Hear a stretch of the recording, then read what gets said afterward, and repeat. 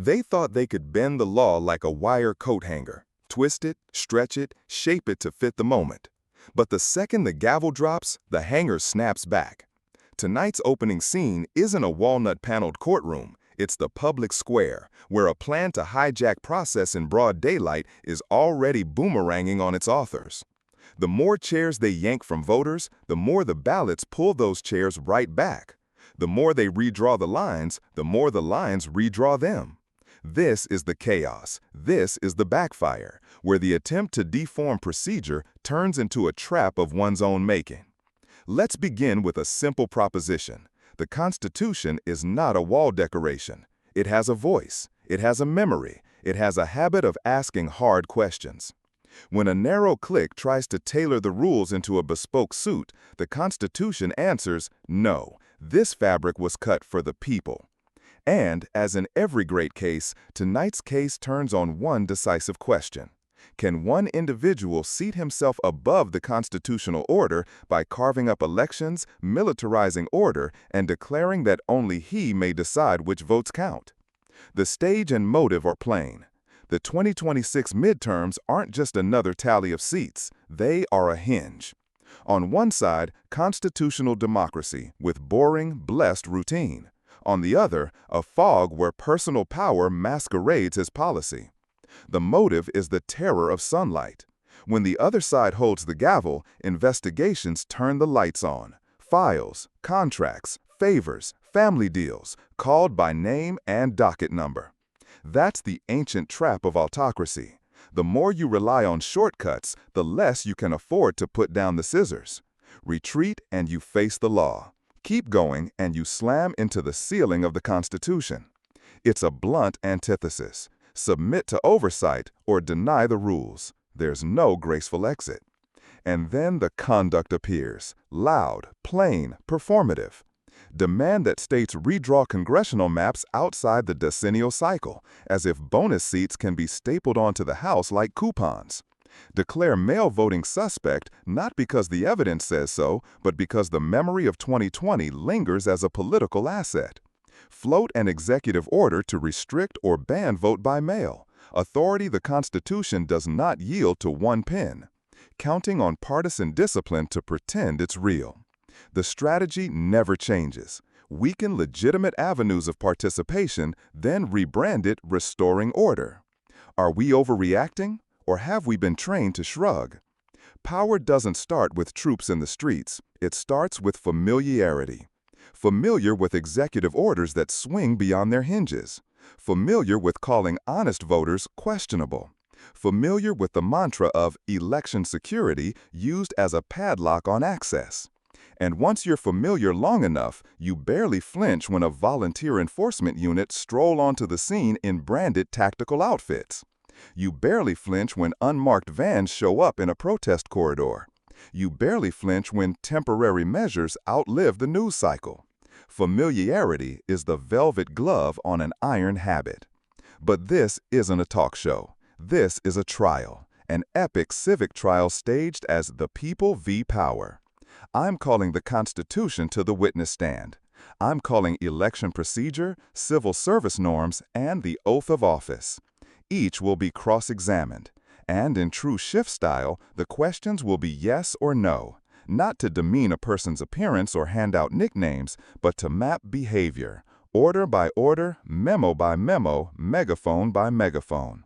Before we hit the crescendo, meet our supporting cast, the quiet guardians of a republic, the clerk who unlocks the precinct at 5 a.m., the veteran who observes the count with a thermos and a checklist, the county judge who signs an order to preserve ballots pending challenge, and the local reporter who reads the line items no one else reads. No motorcades, no sirens, just ledgers and laws. They are the thin shield that makes power pass through the gate of procedure. When they ring the bell, we have to listen. Now the methods file. Exit 1 is the seat factory. Districts that appear like conjured furniture, as if population could be engineered by political arithmetic. Exit 2 is the stigmatized ballot, branded risky not by data but by expediency. Exit 3 is the nullification narrative, Declare a county corrupt first and litigate later, or never. Exit 4 is the flirtation with a federally favored volunteer corps shadowing law enforcement, blurring the line between public order and personal loyalty. This isn't chess, it's instinct, an authoritarian muscle memory that fortifies self by exhausting institutions. That's the equation. And listen for the line that keeps thudding like a judge's gavel. The math isn't mathing. Stack up seats, declarations, and uniforms still doesn't add up to legitimacy. Midpoint. The red line of the Republic. Either we reaffirm that counting authority belongs to processes, not a person, or we agree to a universe where feelings make facts. Either we remember that governors command state guard units under constitutional tradition, or we pretend that lines can be pushed back like traffic cones. Either we repeat that procedural law is the lifeblood of democracy, or we let procedure be redefined by late-night signatures.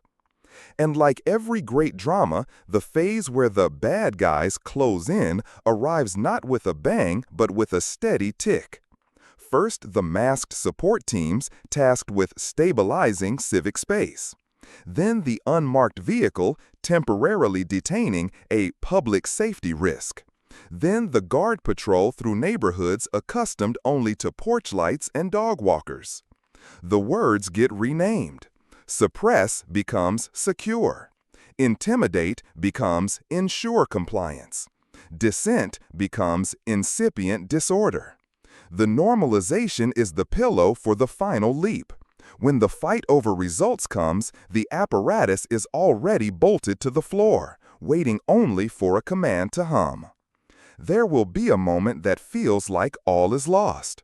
One morning you might hear that some precincts have been labeled unreliable, that hundreds of thousands of ballots are in review limbo, that a few courthouses are surrounded by crowds brandished as keepers of order. You will feel the oldest fear, that the quiet majority will be quiet one more time. And then, just then, the courtroom doors swing open and a figure enters without introduction. The rule of law. It doesn't shout, it stands. It doesn't promise, it reminds. No one is king of the count. No one is commander-in-chief of legitimacy. No one rewrites our first words. We the people. We have reached the crescendo. Cross-examination. Sir, under oath, yes or no? Did you call for states to redraw congressional maps outside the ordinary post-census cycle, yes or no? Did you publicly suggest using executive orders to restrict or ban voting by mail, yes or no? Are you aware that the Elections Clause vests primary authority over times, places, and manner of elections in the states and Congress, not in unilateral presidential directives, yes or no? Did you assert or insinuate that certain districts could be deemed corrupt absent completed legal process, yes or no? Did you advocate or entertain the recruitment of volunteers with law enforcement backgrounds to operate alongside federal officers in politicized contexts, yes or no? Do you believe that repeating a claim can manufacture legitimacy even when the claim collides with statutory limits and court orders, yes or no? Answer straight. This is a courtroom, not a rally. When you say clean up ballots, do you have proof or only a useful suspicion? When you say restore order, whose order? The laws or the factions? When you say protect the republic, which republic? The one of certified votes or the one of a single unreviewable will? We submit the record. People's Exhibit A calls to award maps as spoils of incumbency. Exhibit B, threats of executive action aimed at long-standing lawful voting methods. Exhibit C, a habit of labeling disfavored outcomes tainted by proclamation rather than pleading before a judge. Exhibit D, the steady politicization of public safety under a national banner that looks like a partisan flag. Individually, each is debatable. Together, they form a pattern you cannot miss. And when you put those numbers on a ledger, the refrain returns. The math isn't mathing. Power plus press release plus paramilitary aesthetics does not equal consent of the governed. The defense will say, election security. We agree, election security is sacred, which is precisely why it must be delivered by transparent procedures, independent audits, bipartisan observation, and when disputes arise, litigation. Never by a single person pretending to be judge, cop, and narrator in the same breath. The defense will say, street chaos. We agree, rioters must be held accountable. But accountability is not a pretext to badge political violence with the state's seal. The defense will say media bias. We agree, use many sources. But many sources does not mean turning off all the lights so one megaphone can be heard from miles away. At this point, the Constitution asks to speak. It has survived a civil war, survived Watergate, survived bitter elections. It knows the taste of crisis and the recipe for recovery. Procedural transparency plus firm limits plus respect for court orders. The judiciary adds that executive power is not a magic wand that redraws districts, stamps ballots, and commands state forces at whim. The legislature reminds us that oversight is not optional, it's oxygen. And the career civil servant whispers the oldest truth in the building: norms are skeleton, not jewelry. Now, the verdict. By the authority vested by the people in the court of public reason, we find that the rule of law prevails in principle, if and only if citizens are willing to testify. We find that no executive order substitutes for a constitutional clause.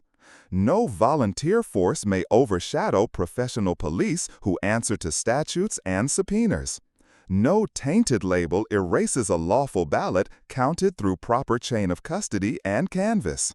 No personal ambition has standing to rename civil freedom as public order. We find that every attempt to swap legal reality for political reality is an insult to the oath of office, and the oath remembers. But this verdict won't walk on its own. It needs your hands, not clenched to strike, but open to sign. Sign up as a poll watcher. Sign a letter demanding your statehouse keep election rules intact. Sign a commitment to respect court outcomes, even when they sting your side. It needs your eyes to read your state's redistricting proposals, to distinguish reform from reversal, to recognize when civil rights are rebranded as disruption. It needs your voice to call, to press, to ask yes or no the way we just did. Above all, it needs your vote through the long, trustworthy path. Register, verify, cast, count, certify, explain, and, if necessary, litigate. Don't wait for a patrol car to idle at the curb before you think about law. Law breathes through daily habits. When you push back against an absurdly carved map. When you stand up for the election worker who's being harassed. When you refuse rhetoric that turns political opponents into enemies requiring pacification. Don't wait for someone to declare a neighborhood out of control so that some hand-picked cohort can march in. Keep real order with transparency and checks, not the order of boots on courthouse steps. If you take nothing else home tonight, take this. Chaos only wins law goes mute. Power only clears the fence when the people stop asking by what authority. Keep asking the yes or no questions of every proposal that touches the machinery of elections. Repeat the line that has become a rhythm and a shield. The math isn't mathing. When the arithmetic of power doesn't add up to legitimacy, don't sign the tally sheet. And if you want a to-do list, here's the sober, lawful one. Volunteer to observe a precinct. Learn your state's vote-by-mail rules and share them. Back organizations that defend ballot access and fight intimidation. Demand public positions from your representatives on mapping, on mail voting, on judicial independence, and on the chain of command for state guard units. No extremism, no violence, just steadiness, patience, and law. The gavel falls. This session of the public court is adjourned, but the case continues in your hands, in your next ballot, your next phone call, your next letter, your next conversation with a teenager asking what civics means. Teach them that law is not something you bend, it's something you lean on. If you're ready, join the witness list for the Republic. Register, show up, speak out, and don't leave the courtroom until the final sentence is carried out. The sentence that returns power to its rightful owner, the people, under the Constitution, under law, with no one above it.